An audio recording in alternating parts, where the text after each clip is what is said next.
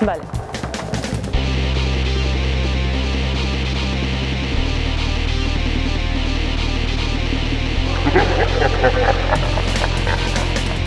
Zinemako erreferente bat aipatu beharko bazenu, nor izanen litzateke?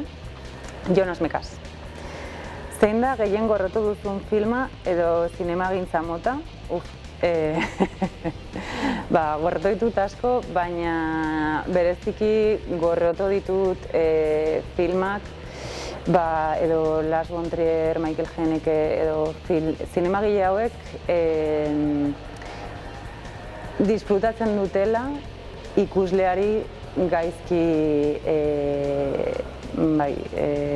min emanez edo.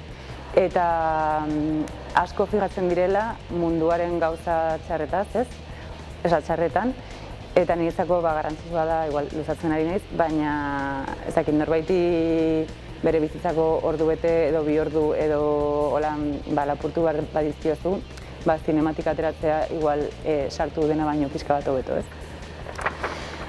Aitortu guilty pleasure bat. Zein da, esatea lotxa ematen badizu ere asko gustatzen zaizun film bat. Ez dit lotxarik ematen, baina asko gustatzen zaizkit umentzako filmak.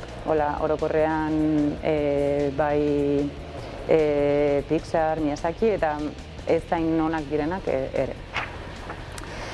Baduzu mundu guztiak ikusi duen arren zuk sekula ikusi ez duzun film bat, zein da? Sirat, ez dut ikusi eta ez dut ikusiko. Zineman, aretoetan, krispetak jatearen alde zauden horietakoa zara edo erabateko isiltasuna behar duen horietakoa. Isiltasuna gustatzen zait, baina krispeten alde nago. Ilusioa egiten ditola nire filmetara norbait sartzen bada krispetekin, gustatzen zait ere.